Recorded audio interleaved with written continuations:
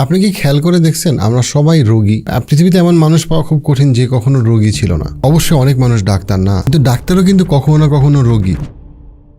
আপনি যখন বিপদে পড়েন, মুভিতে দেখানো হয় সে বিপদে পড়লে সুপারম্যানকে ডাকে, স্পাইডারম্যানকে জন্য অপেক্ষা করে। আমরা কিন্তু আমাদের বিপদে পড়লে আমরা কিন্তু কোনো নবীর জন্য অপেক্ষা করি না। আমরা জানি আল্লাহর সাথে আমার একটা সম্পর্ক আছে। আমি যেই মানুষই হই, আমি পৃথিবীর আফ্রিকাতে থাকি আর আমি এশিয়াতে থাকি, আমরা সবাই বিশ্বাস করি আমাদের আল্লাহ আছে। নবীর কাজটা হচ্ছে আমার সাথে আল্লাহর সম্পর্কটা তৈরি করা। নবী কখনো আল্লাহ না। আমরা কোনো নবীর জন্য অপেক্ষা করি না যে আমাকে বিপদ থেকে উদ্ধার করবে। আমরা আল্লাহকে বিশ্বাস করি যে আল্লাহর সাথে আমাদের সবার একটা সম্পর্ক আছে।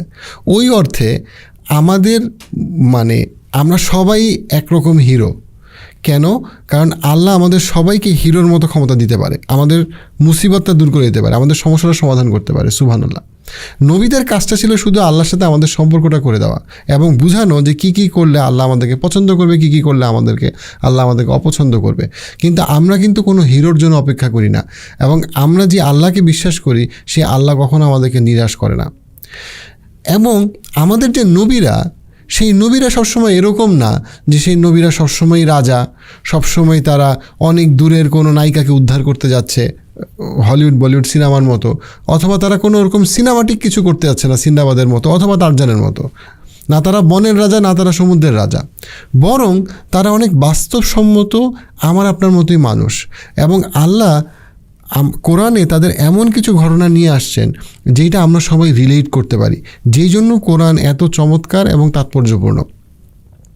আমরা যখন কাউন্সেলিং করি, প্রচুর মানুষ তার রোগ নিয়ে আসে, তার কষ্ট নিয়ে আসে, তার ট্রমা নিয়ে আসে, কখনো শারীরিক কষ্ট, কখনো মানসিক কষ্ট। আমরা যখন প্যালিয়েটিভ কেয়ার হচ্ছে কি যে মৃত্যু পথযাত্রী পেশেন্ট, একটা মানুষ মারা যাচ্ছে বা মারা যাওয়ার পথে, হয়তোবা তার খুব কঠিন একটা ক্যান্সার হয়েছে, তখন তাকে যে সাপোর্টটা দেওয়া হয় সেটাকে বলে প্যালিয়েটিভ কেয়ার। এই জায়গাগুলোতে যদি কোনো রোগী তার নিজের উপরে বা তার কোনো কাছের মানুষ সে যদি কোরআন থেকে বেনিফিট নিতে চায়, সে অসম্ভব সুন্দর বেনিফিট নিতে পারে। কোরআন আমাদেরকে এত সুন্দর গাইডলাইন দিছে। দেখেন, আমাদের রোগগুলাকে কখনো আমরা বলা যায়, কখনো বলা যায় না। কখনো রোগগুলা এত গোপন সেটা কাউকে বলাও যায় না। কিন্তু আল্লাহ এমন একটা এক্সাম্পল আমাদেরকে দিছেন যেটা সমস্ত রোগকে কাভার করে। আল্লাহ কোরআনে বলছেন আপনার আয়াতের অংশে, যখন উনি আইয়ুব আলাইহিস সালামের দোয়াটা, যেটা নিয়ে আমি আজকে মূলত আলোচনা করব, সেই দোয়াটা থেকেই আমরা বেসিক্যালি শিক্ষাটাকে আমরা নিয়ে আসব। দোয়াটা কি? দোয়াটা হইল ইন্নি মাসানিয়া দুররু ওয়া আনতা আরহামার রাহিমিন। দেখেন, এই দোয়াটার অসম্ভব সহজ অর্থ হচ্ছে গিয়ে এই দোয়াটার যে অবশ্যই প্রতিকূলতা আমাকে খুব গভীরভাবে স্পর্শ করছে। প্রতিকূলতা আমাকে গভীরভাবে স্পর্শ করছে, এবং আপনি আরহামার রাহিমিন, আপনি সমস্ত রহমত, মায়া এবং রহমতের মালিক। সমস্ত আরহামার রাহিমিন সমস্ত রকম রহমতের মালিক এক্সক্লুসিভলি আপনি। আপনি চাইলে যাকে যে কোনো পরিমাণ আপনি রহমত করতে পারেন, যে কোনোভাবে আপনি রহমত করতে পারেন।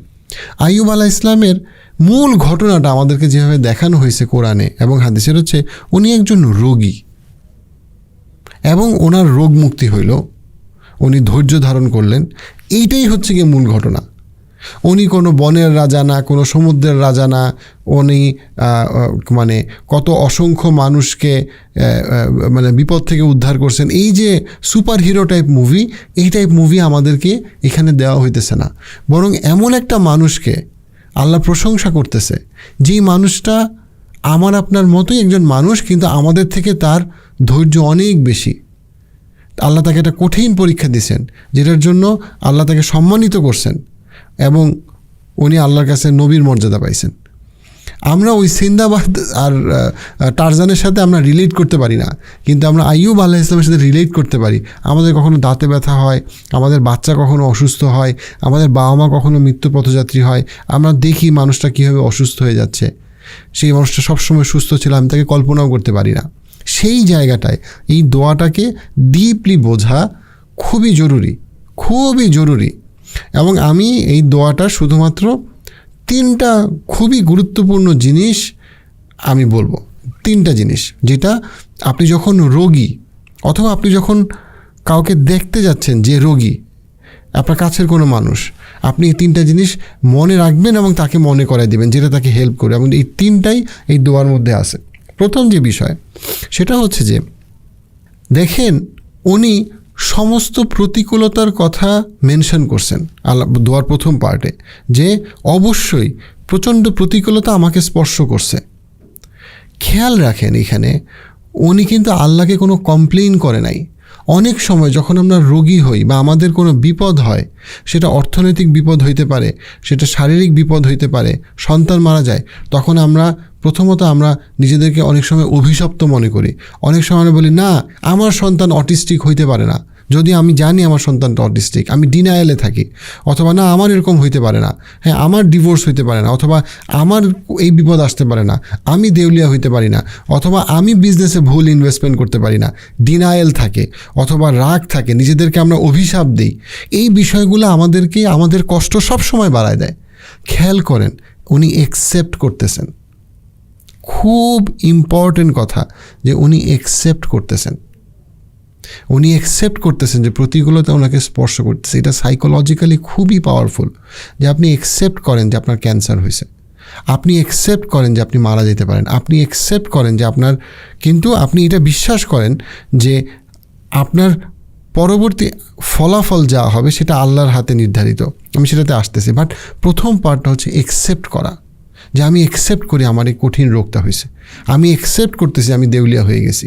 অনেক মানুষ দেউলিয়া হওয়ার পরেও সে লোন নিয়ে অনেক টাকা খরচ করে, কারণ সে মানতে রাজি না যে সে আসলে দেউলিয়া হয়ে গেছে।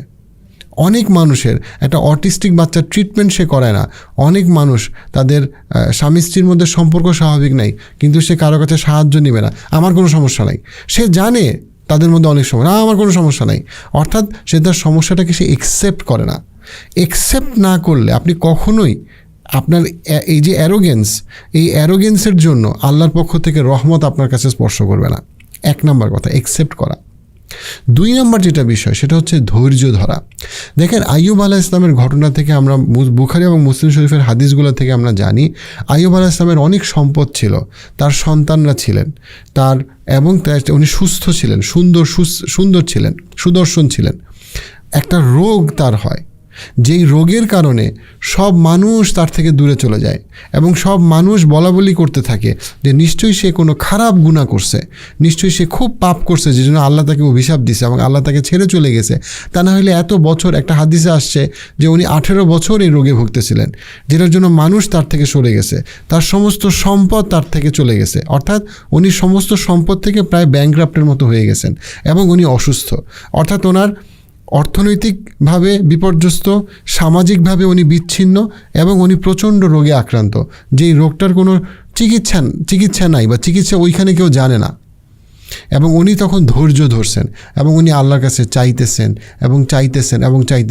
আমাদের হয়তো কোনো একটা বিপর্যয় হয়, ওনার একসাথে সবগুলা বিপর্যয় হয়েছে, এবং যেইখানে হাদিসে আসছে যে উনি কোনো গুনাহ করে নাই, যেই গুনার কারণে আল্লাহ তাকে এই পরীক্ষাটা করছেন, বরং আল্লাহ তাকে পরীক্ষা করছেন, এই পরীক্ষার উত্তীর্ণ হওয়ার মাধ্যমে আল্লাহ তাকে আরও মর্যাদাবান করবেন এইটার জন্য।